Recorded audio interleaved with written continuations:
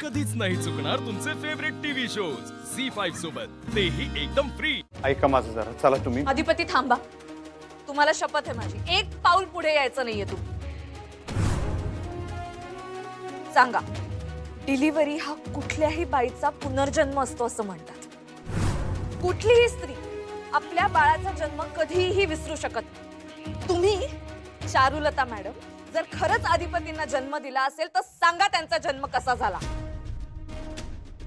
ऐकायचंय तुला? हो, ऐकायचंय मला, आत्ता ह्या क्षणी ऐकायचंय। सांगा, कसा झाला जन्म अधिपतींचा? हे बघ अक्षरा, तुझ्या सगळ्या प्रश्नांची उत्तरं मी तुला देईन, पण प्रत्येक गोष्टीची एक वेळ असते आणि तुझ्या प्रश्नांची उत्तरं देण्याची ही वेळ आहे असं मला वाटत नाही। का हो, काय झालं? घाबरलात का तुम्ही? घाबरेन कशाला आणि कुणाला? तुमचं पितळ उघडं पडेल म्हणून घाबरलात तुम्ही, मान्य करा।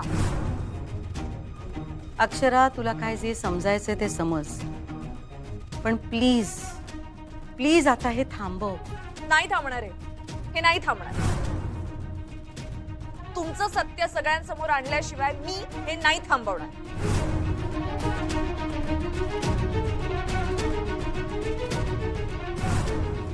सांगा, सांगा, कसा झाला अधिपतींचा जन्म? ऐकायचंय तुला? ऐक मग, नॉर्मल नव्हता याचा जन्म, सोपं नव्हतं काही, खूप कॉम्प्लिकेशन्स होते। मी वाचेन की नाही याची शाश्वतही नव्हती।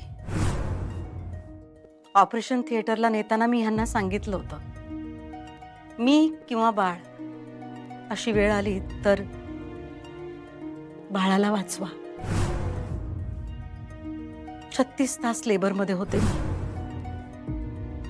खूप त्रास झाला, खूप वेदना झाल्या, पण त्यानंतर मी माझ्या अधिपतीचा चेहरा पाहिला आणि तो सगळा त्रास, त्या सगळ्या वेदना मी विसरून गेले। तो दिवस आणि आज माझं तेच आहे। अधिपती दिसला, बोलला की सगळं कसं नॉर्मल असल्यासारखं वाटतं मला। मिळाली का तुला तुझ्या प्रश्नांची उत्तर? झालं का तुझं समाधान? का आहेत काही शंका कुशंका?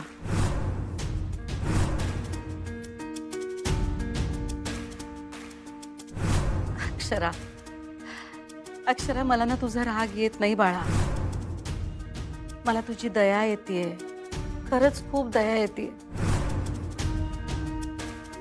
मानसिक संतुलन हल्लंय तुझं, तुझं डोकं हलकं झालंय, गोष्टी इमॅजिन करतेस तू, म्हणून तुला असं वाटतंय की मी चारुलता नाही, मी भुवनेश्वरी आहे। खोटं आहे ग, पण हे मीच चारुलता आहे। खोटं आहे हे, खोटं आहे, खोटं आहे हे। तुम्ही या, तुम्ही भुवनेश्वरी मॅडम आहात मला माहितीये। अगं तुझ्या मनात मी भुवनेश्वरी आहे, पण ना या गोष्टीचा मला राग येत नाही, कारण हा एक आजार आहे आणि त्याच्यावरच तर आपण ट्रीटमेंट घेतोय ना। भास झालं भुवनेश्वरी मॅडम, अगं मी भुवनेश्वरी नाहीये। तुम्ही भुवनेश्वरीच आहात। तुला भास होतोय? मुळीच नाही। आता बजरंग तुला दिसतो की नाही? हा, तुझ्या लग्नाच्या दिवशी त्याने तुला किडनॅप केलं, तुला त्रास दिला, साहजिकच त्याच्याबद्दल तुझ्या मनात भीती बसलीये। त्या बजरंगने तुला खूप टॉर्चर केलं असणार, पण अधिपतीने तुला सोडवून आणलं, त्यानंतर तुझं ठरलेलं लग्न मोडलं, मग अधिपतीने तुझ्याशी लग्न केलं। मला सगळं माहिती आहे, पण तरी सुद्धा त्याच्याबद्दलची एक भीती तुझ्या मनात बसली की नाही? हा, तू बजरंगचा एवढा धसका घेतलास की जळी स्थळी काष्टी पाषाणी तुला सगळीकडे तोच दिसतो। आणि अक्षरा, तुझ्या या भीतीवरच मात करण्यासाठी आपण डॉक्टरांची मदत घेतोय की नाही? कसं असतं ना अक्षरा, एखाद्या गोष्टीचा तुम्हाला ट्रॉमा होतो आणि मग कोणत्याही कारणाने तो ट्रिगर होऊ शकतो. म्हणजे तुझ्या मनात एक चाललंय तेच सतत तुला दिसतंय. तुझ्या मनातली रियालिटी आणि रियालिटी यात फरक आहे. हे वेगळं आहे, पण तुला ते दिसत नाही. तुला असं वाटतंय की मीच भुवनेश्वरी आहे. अक्षरा, तुला कितीही वाटलं ना की मी चारुलता नाही, भुवनेश्वरी आहे, तरी सुद्धा ते सत्य नाही. सत्य हेच आहे की मी चारुलता आहे.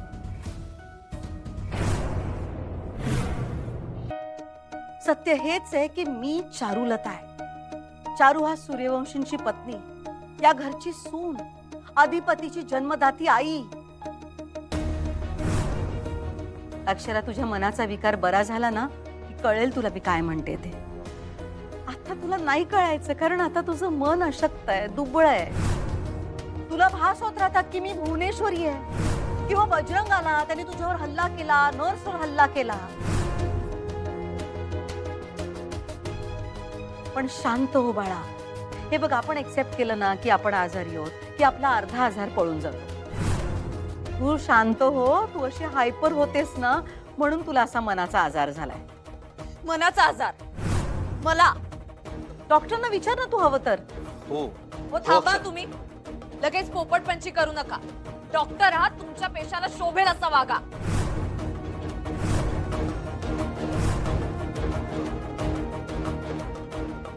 अक्षर, काय बोलतेस तू? शोभतं का तुला हे? नाही नाही, एक मिनिट. तुम्ही आता अधिपतींच्या जन्माची जी गोष्ट सांगितली तेव्हा एक सेकंद मी पण चक्रावले. मला पण असं वाटलं, ह्यांना कसं माहित, ह्यांनी कसं सगळं बरोबर सांगितलं. पण मग माझ्या लक्षात आलं, जसं सगळं बाबांनी मला सांगितलं तसंच तुम्हालाही सांगितलेलं असू शकतं.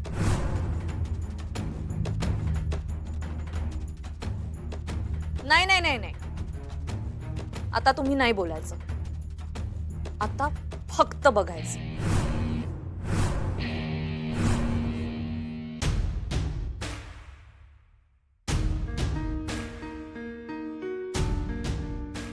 तुम्ही आता बजरंगचा विषय काढलात आणि मी जागी झाले.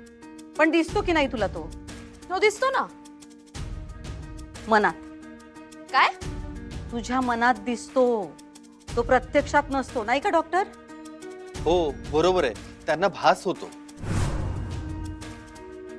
हो, माझ्यावर हल्ला केला म्हणे. असं काहीच झालं नव्हतं. यांना भास होतात. मनच्या कहाण्या सांगतात ह्या. असेल, खरं असेल. मनचंच सांगते, बरोबर. आणि खोटं पण बोलतात. एक खोटं झाकण्यासाठी दुसरं खोटं बोलतात. खरंय तुमचं. मी खोटं बोलत असेल, पण आता ह्या स्क्रीनवर जे दिसणार आहे ना तुम्हाला, ते खोटं नसेल.